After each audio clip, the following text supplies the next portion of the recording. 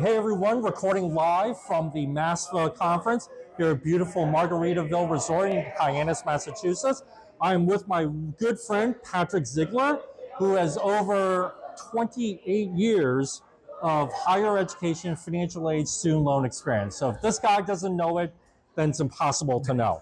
But you know what? For our audience, like a lot of families are new to this first time, and even if they're not new to this, sometimes it can still be very confusing. Sure. So Patrick, what is the top tip that you have for families going through this process, trying to figure out the emissions of financial aid? Sure. So I'd say the first tip is to cast a wide net. Don't assume that one school is going to be less costly than another school just because of the sticker price. You don't know what kind of financial aid they can offer. But then again, some states offer low tuition or even free college opportunities depending on the institution you're attending, especially with community colleges. A lot of states now are either have or are looking to add a free community college aid program. So really you want to cast a wide net. Don't assume that a school is out of your financial reach until you apply, complete the FAFSA, complete the profile, see what you get in financial aid, see what programs are offered at 2-year schools and 4-year schools, both public and private. Don't make any assumptions. Apply to all the schools that you think you may want to attend, apply for financial aid, and then compare the award letters, go from there.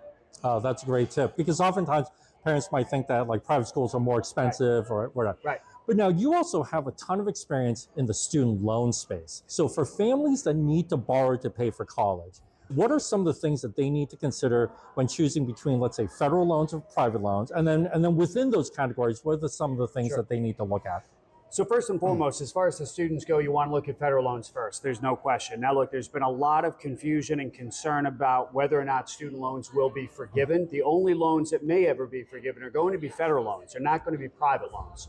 So when you talk about student loans, you want to apply for federal loans first. That's a federal direct student loan, FDSL, what some families may remember as the old Stafford loan program. Yep. But you want to apply for those federal loans first. The other important thing about federal loans is they have certain income-based repayment options that you really won't have on a private loan. Now look, private loan providers can be flexible.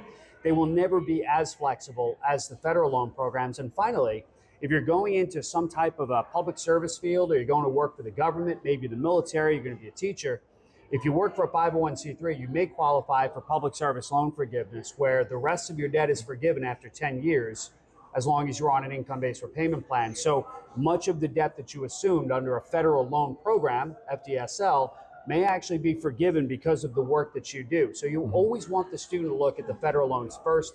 Private loans are a secondary option.